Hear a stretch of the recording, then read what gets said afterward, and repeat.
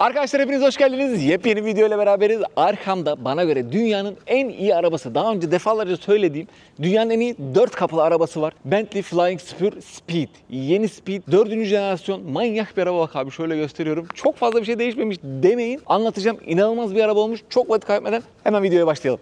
Bentley'e geçmeden önce Bentley gibi bir arkadaş biliyorsunuz. Mr. Cem. Merhaba kardeşim. Yine sana kamerayı vereceğim. Nasılsın? Ver. İyiyim Allah şükür. Yine gömlekler falan hale bak ya. Ama bugün benim de kıyafetler fena değil. İyisin kardeşim. Hadi bakalım abi başlayalım. Sen her zaman şıksın. Buyurun. Arkadaşlar Bentley Flying Spur Speed. Nasıl? Flying Spur Speed. İnanılmaz bir araba. Bir tek bugünkü arabamızın renginden çok emin değilim. Yani ben böyle çok siyahçı değilim biliyorsunuz. Bazıları çok seviyor. Siz siyah severlerden misiniz acaba? Onu yorumlara yazabilirsiniz ama ben siyah araba sevmiyorum. Fakat bu bir acayip olmuş. Çünkü bunda full siyahlatılmış bir paket var. Arkadaşlar bu araba 4. jenerasyon Flying Spur. 2019'da çıkmıştı bu kasa. Yine çok benziyor 2019'daki arabaya. Onun çok detaylı bir videosu var. Onu şuradan izleyebilirsiniz. Ama neler değişmiş? Çok ufak detaylar var ama esas değişim burada. Ona geleceğiz. Hemen başlayalım. Bir kere abi ya şu arabayı yolda gördüğün zaman ben bir korkarım ya. Çok acayip. Bunun rakibi ne var işte? S-Class var, Rolls-Royce var. Hatta bunun direkt rakibi S63 e-Performans çünkü bu araba da hybrid, plug-in hybrid hatta. Neler değişmiş konusunda geri gelirsek çok büyük bir detay yok. Buradaki ızgara bir kere eskiden dikeydi.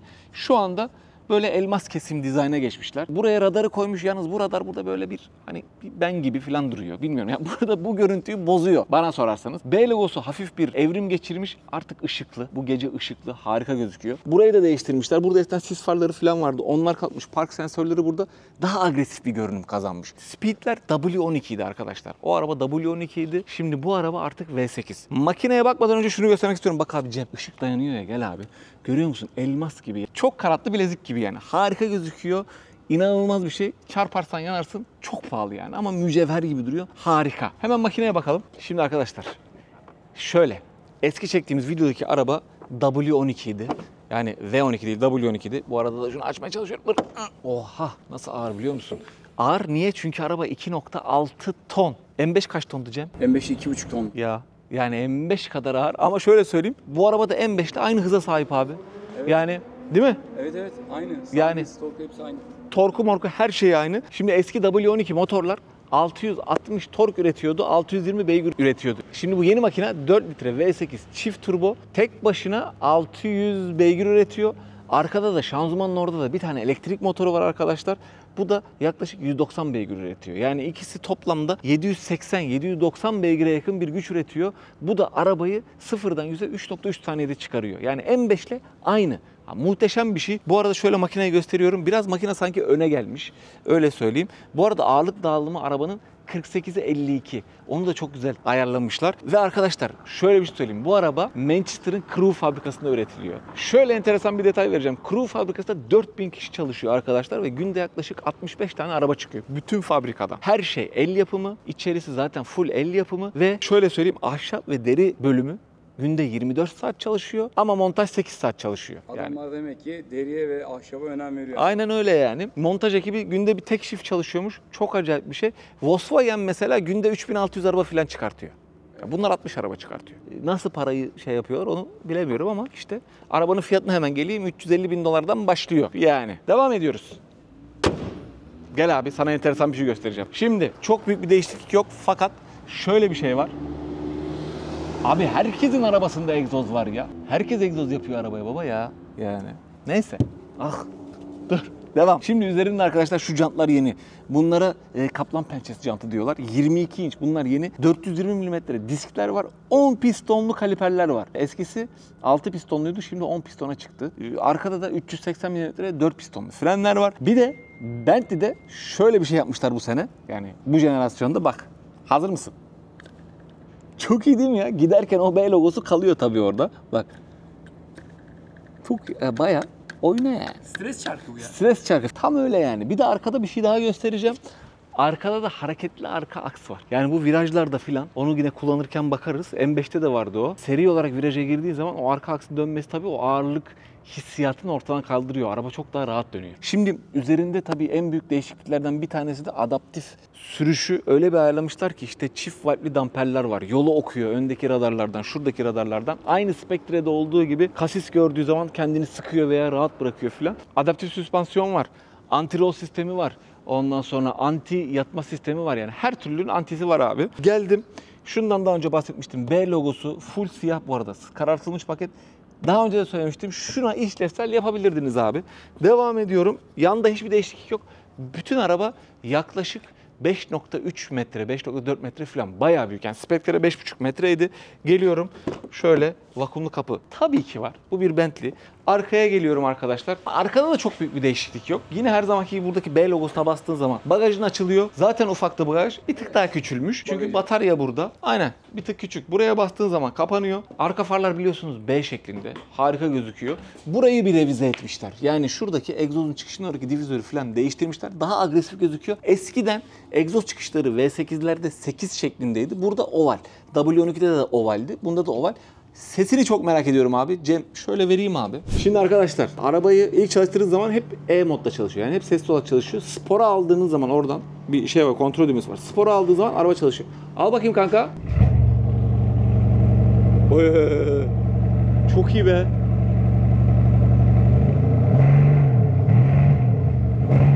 Ama soft limitör var ama güzel. Sana bir şey diyeyim mi? W12'den daha güzel ses veriyor ya. Onun sesini de koyuyorum.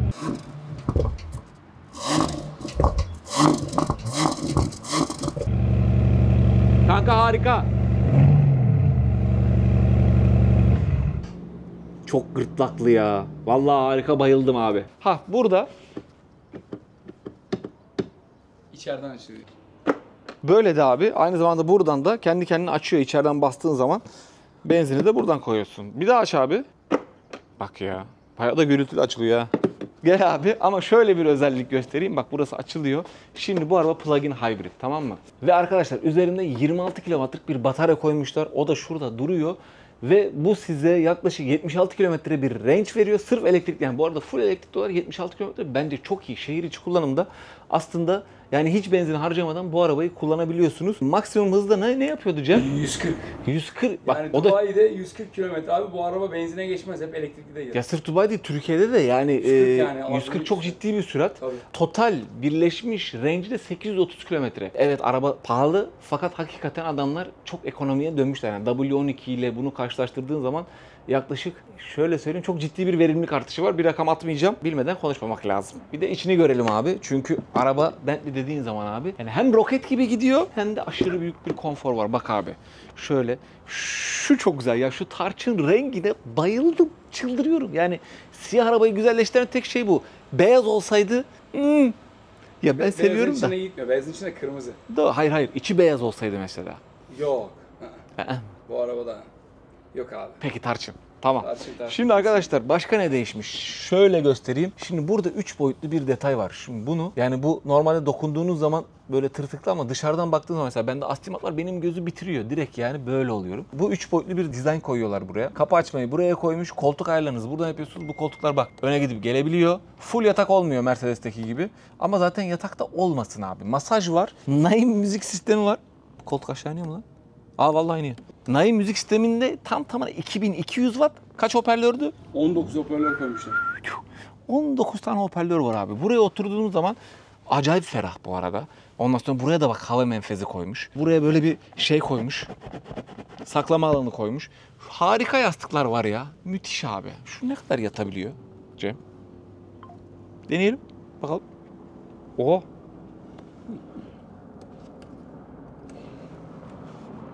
Ya böyle de gitmezsin. Yani onu yapmış olmak için yapmışsınız bir tık bence. Ha veya o koltuğu doğru komple öne alırsın. Doğru söylüyorsun. Kimse şoförün arkasında oturup öyle yapmaz. Neyse. Burada bir kol dayan var. Bunu aşağı indiriyorsun. Burada bardaklıklar var. Burada bir saklama alanı var. USB-C girişleri var. Şuraya çok tatlı aynalar eklemişler. Kocaman aynalarım var burada. Ondan sonra burada da sunroof var, orada da sunroof var. Ama şöyle bir detay var. Burada bir ekran var abi. Şöyle. Bu ekran çıkıyor buradan. Böyle bir iPad oluyor, tamam mı? Ve müthiş hızlı ve dokunmatik. Buradan mesela işte perdeleri kontrol edebiliyorsun. Bastığın zaman şuna bütün perdeler kapanıyor. Full böyle işini gör abi diyor yani. Böyle karanlık olsun diyor. Gözükme dışarıdan diyor. Tamam mı? Basıyorsun açılıyor. Rahat et diye koymuşlar onu. Buradan ne ayarlayabiliyorsun? Klimanı buradan ayarlayabiliyorsun. Koltuklar ısıtmalı, soğutmalı, masajlı. Müthiş. B logosunu abi şuradan basayım mı? Bak B logosu çıkıp inebiliyormuş. Bir bak. Bastım. Gidiyor mu? Vay be. Bastım.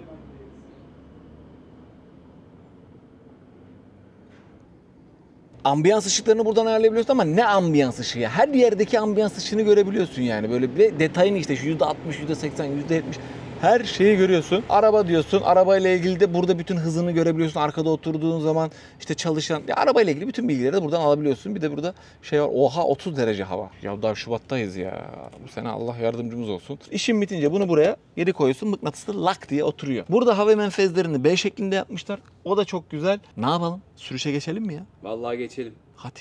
Çünkü hızı çok iyi arabanın, ivmelenmesi. Bir de bir şey söyleyeceğim, dikkatini çekti mi bilmiyorum. Onu gerçi sürüşte de söyleriz ama bu arabada sanki araba olduğu yerde duruyor, yol üstüne geliyormuş gibi. Araba gitmiyormuş gibi Doğru. oluyor. Buraya gelirken Cem'in öyle bir yorumu oldu ya. Araba mesela diyor üstüne geliyormuş yani. Yol üstüne geliyormuş, araba gitmiyor diyor yani. Böyle bir Enteresan. sessizlik var. Sanki arabayı biz kullanmıyoruz. Yol bizim üzerimizden, altımızdan akıp gidiyormuş gibi bir izlenim yaratıyor. İlk defa bir arabada bunu yaşadım yani, öyle söyleyeyim sana. Bu arada arkadaşlar şöyle bir şey söyleyeceğim. Eğer video izliyorsanız bir durdurup takip ederseniz çok sevinirim. Bir de sevgili arkadaşlar, şimdi Katıl aboneliğini açıyorum arkadaşlar. Katıl'a özel haftada bir pazar günleri video yayınlayacağım. Artık video günümüz salı oldu. Artık pazar günü, yani siz bu videoyu salı izleyeceksiniz. Pazar günü de Katıl videosu yayınlayacağım. Orada da işte kamera arkasında neler oluyor. Hiçbir filtre koymayacağız oraya. Biz neler yaşıyoruz, işte gün içinde nereye gidiyoruz. Böyle bir deneme yapacağım. Ondan sonra da her pazar günü Katıl abonelerine özel böyle bir video gelecek. Bakalım ne olacak? Bekliyorum. En minimum 60 TL yaptık. Yani bir kahveden daha ucuz ama birbirimizi daha çok göreceğiz. Bu destekleriniz de bana çok fazla motivasyon veriyor. Teşekkür ediyorum. Kullanıma geçelim. Evet. Abi Deri kokuyor. milyon kokuyor. Evet, milyon. Milyon zengin kokuyor abi. Öf. Harika ya. Şimdi bak, çalıştırdığın zaman aslında araba şu anda çalışıyor. B modundayız. Full elektrikli. Hadi gel biraz elektrikli devam edelim. Evet. Çok iyi ya. Sessiz. Süper sessiz. Ya arkadaşlar bu arada bana göre otomobilin geleceği bu. Yani hayır abi. Hibrit. Bence de hibrit. Ben hibriti daha çok tercih ediyorum. Yani şöyle söyleyeyim. Şahsi görüşümdür. Şey yaparsanız yapmazsanız onu bilmiyorum. Şöyle söyleyeyim. Porsche 800 milyon dolar ekstra para harcıyor. Yeni içten motorlu yanmalar için 2030'daki elektrikli araba hedefini tamamen kaldırdı. Hani elektrikliye döneceği arabaları vardı. Makan'ı benzinliğe dönüyor tekrar. Elektriksiz de olacak. Yani arkadaşlar gelecek elektrikli de değil. Bence hibritte, şahsi görüşümdür. Katılırsınız, katılmazsınız. Bunu görüşelim. Ve şu şekilde. Mesela bu arabada da rejeneratif fren var. Okey. Motor bataryayı şarj etmek için sürekli çalışıyor. Yani plug-in sürekli şey takmak zorunda değilsin. Motor jeneratör gibi çalışıp pili de şarj ediyor bu arada. Aynen öyle abi. Yani gelecek bana göre burada. Şöyle söyleyeyim, bir dakika biraz uzaktayım ya. Ha, koltuklar. Hazır bak bunu yapmışken. Şimdi içeride mesela bu arabaya özel karbon trim var. Bu arada arabayı her türlü opsiyonlayabiliyorsun. Mesela renk. Kaç tane renk kombinasyonu yapabiliyordun Cem? Abi şeyde 700 diyorlar ama renk kombinasyonu 700 nasıl Ya olacak? 700 tane renk kombinasyonu olduğunu iddia ediyor Bentley. Bunda o çaydanlık spek de yapabiliyorsun. Hani şeydeki gibi. Maybach'ların ilk çıkardığı veya işte Rolls-Royce'te kullanılan çaydanlık speki bunda da yapıyorsun ama 700 farklı kombinasyon yapabiliyorsun dışarıda. İçeride de öyle. Ama bu arabada karbon trim var. Harika. Bütün buralar karbon trim. Bence de mükemmel. Şunlar muhteşem abi. Deriler. Arkadaşlar bu arada bunların hepsi elle dikiliyor. Yani demin de zaten bahsetmiştim. Full elle fabrikada bunlar dikiliyor. Bentley ineklerini çok özel seçiyor arkadaşlar. Bentley'nin inekleri çok özel bir yerden geliyor. Ve yükseklerde bu inekler yetişiyor. Neden? Sebebi ne? Sebebini biliyor musun? Sivrisinek olup da ısırmasın. Hayvanın derisi bozulmasın diye. Çok iyi bir detay. Acayip detay ya. Harbi çok iyi Aha bir detay. bu ne? S2000. Severiz. Evet, sarı. Severiz abi. Sarı hem de. Güzel. Güzel, sarı. Bu da böyle enteresan bir bilgi. Aynen, satarsınız masada arkadaşlar. Aynen. Adamlar inekleri nerede yetiştiriyormuş diye. Biz bu arada full elektrik gidiyoruz ha. Evet ama Güzel. 140 kilometre hıza kadar elektrik motorunda zaten. Aynen. Yani 140 demek de Dubai şartlarında da İstanbul şartlarında yüksek bir hız zaten. Çok. Şimdi koltuklardan bahsederken dediğim gibi ön koltuklarda ısıtmalı, soğutmalı, masajlı. Bunların ayarlarını da bu koltuğun yanından yapabiliyorsunuz. O güzel. Bir de her yerde abi Bentley'nin Neuralink diye bir şey var. Yani sürücüsüyle arasında bağ kurmak için çok enteresan bir şey yapmışlar. Arabanın çeşitli yerlerine tırtıklar koymuşlar abi. Evet. Tırtıklı. Aynen. Tırtıklı işte yani. Tamam mı? Temasla Aynen. arabaya arasında bir duygu olsun istemiş. Şu mesela bak buralara koymuş. Ondan Evet. sonra arkadaki şeye koymuş. Buradaki analog düğmeye koymuş. Kapı Çakmaklıkta içlerine bile var. çakmaklıkta var. Kapı açma kolunun içinde var. Ya var da var. Bu tırtık detayı çok enteresan. Her yere bir tırtık koymuş adam. Prizma, İşte, tırtık. şey yapıyor. Albayını Aynen. yatıyor aynen. Ya aranda senin arabayla bir bağ kurmanı sağlıyormuş, böyle bir çalışma yapmışlar. Ama böyle bir arabayla zaten aranda direkt arabayı alırken bir bağ oluşuyor. Yani 2 milyon dirhem gibi bir para verdiğin zaman Aynen, sana bir 20 milyon TL girdiği zaman bir bağ zaten bir oluşmuş bağ oluyor. oluşmuş oluyor yani verdiğin paradan dolayı. Yani. Sonra geldiğin zaman zaten bu direksiyon değişmedi. Çok da yakışıklı. Tamam, çok güzel, çok sportif böyle. Kalınlığı malınlığı da gayet iyi. Bak yine içeride dikişler falan süper gözüküyor. Dijital ekran çok güzel.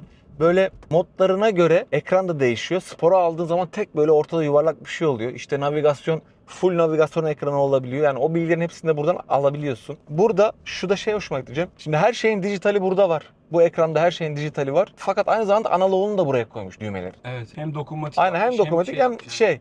Bir de sesler çok iyi bak abi. Evet. Değil mi? Yani buna da Hissiyat, arabada hissiyat var yani. bravo. Hissiyat var arabada. Sessiz değil. Bir şey yaptığını, bir şeye dokunduğunu ya da çevirdiğini sana belli ediyor araba. Kesinlikle. Feedbackleri çok iyi, öyle söyleyeyim. Sıkacağım, yakında sıkacağım. Abi sık diyorsunuz biliyorum da bir sıkacağım abi. Trafiği bekliyorum. Sport modu. Şöyle son bir iki daha bilgi vereyim. Kör nokta asistanı var. Onlar çok hoşuma gitti. Buradan araba gelirken şeyin içinde de yakıyor onu. Farın içinde de yakıyor. Bak hemen çevir abi şuraya. Bak Şu an ya. gördün mü? Böyle tatlı bir detay var yani. Arkadaşlar şimdi bak, Cayenne GT RSQ8, ben de geldim.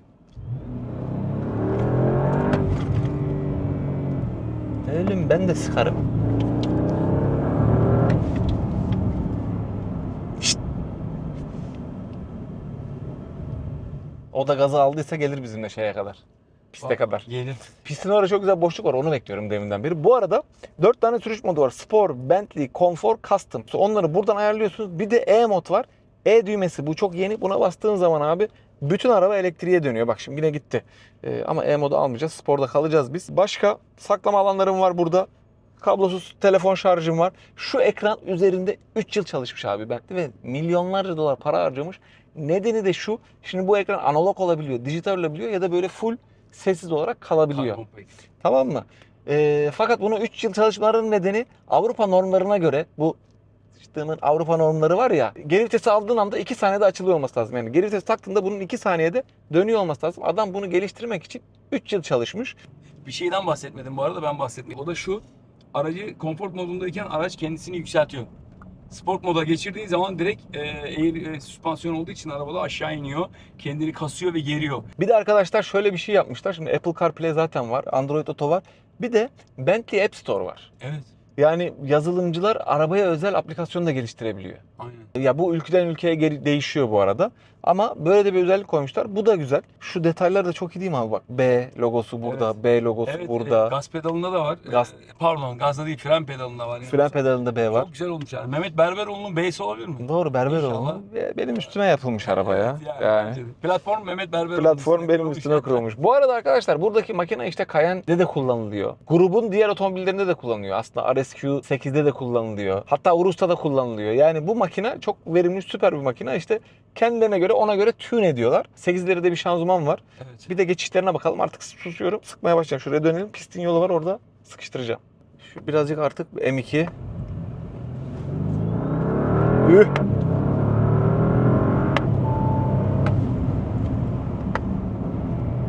Gayet iyi. Tabii eskisinde daha böyle bir güldür güldür bir ses vardı içeride abi. Yani bunda Ses yok. ses yok. Bükelim bir. Bak.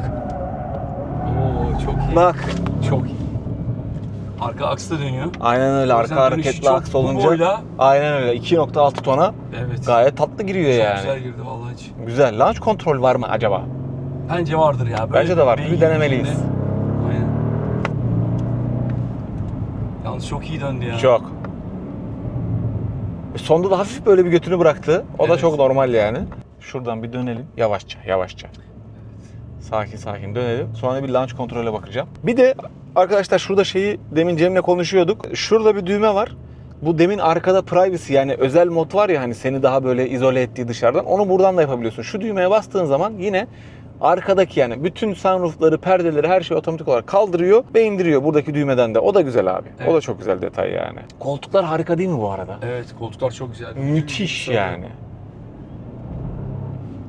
Yani bak, Bunu hoparlörden yapıyor ama. Patata kütede. Aynen, Abi bunu 2300 hoparlörden watt veriyor. hoparlör var 19 tane. Doğru. Adamlar onları da değerlendirmiş. Egzoz yapmışlar 2 tanesini. Anladın Ha. mı? Pata pata pata. Bu şeyden. Hıp. Burada bazen polis oluyor ya. Evet. Neyse yok. 140, 160, 140, 160, 173. Vay anasını satayım. Yanında işte yol bitiyor. Aynen yol bitti. Güzel. Çok iyi gidiyor, diye bir- Bir bakalım abi. Çok iyi. Launch zamanı. Evet. En sevdiğimiz yer. Şimdik. Acaba var mı? Bilmiyorum bu arada. Şimdi bir tek şu şeyi bir kapatalım. Zaten şeydeyim, spordayım. Acaba var mı yok mu bakalım. Fren dibine kadar kökledim. Reverse traffic warning. Tamam bir sus. Launch control aktif. Çok iyi gidiyor. 108. Çok iyi gidiyor ya. 3,5 saniye 0-100 hızlanması var abi. Yani 2 Hoşuma gitti. Kanka bir dışarıdan çeker misiniz rica Çekerim etsem? tabii ki. Ne Şunu. demek. Ama ışınlanacaksın yani. Olsun olsun. Yine de dışarıdan arkadaşlara onun görüntüsünü verelim ya. Yalnız fark ettin mi? Gözlük, anahtar ne varsa hepsi içeriden dışarı çıktı. Evet. Tekrar yapıyoruz. Çok hoşuma gitti. Ki bir de Cem çeksin diye. Evet abi. Full fren. Launch control aktif. Hop.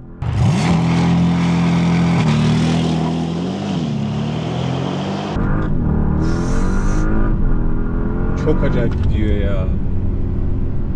Çok acayip. Abi harika bir araba ya. Güzel. Yani S63 performansı da kullandım ben. Evet o da çok güzel bir araba ama bu daha spor. Ya bunun gidişi sana abi yani hakikaten gidiyor. Çok güzel. Şöyle bir şey var. Bunun şanzıman bir tık daha böyle olabilirdi. Ya bu bir eleştiri şimdi. S63 daha canlı. Şanzımanı daha Aynen. hissettiriyor. Daha aynen. Feedback'i çok daha iyi. Feedback'i daha iyi. Fakat yine de tip olarak benim bu daha çok hoşuma gidiyor. Siz ne diyorsunuz arkadaşlar? Sen ne diyorsun abi? Bence tip olarak bu güzel şimdi. Yalan. Değil mi? Makine olarak Mercedes mi bu mu tartışılır. Makine olarak Mercedes'in makinesi bundan daha kuvvetli bir makine. Evet ama comfortable olsun yani ne bileyim görsellik. Tabii. içi O konularda dışı çok daha bence lüks. çok daha şey. Bir de şöyle bir şey var.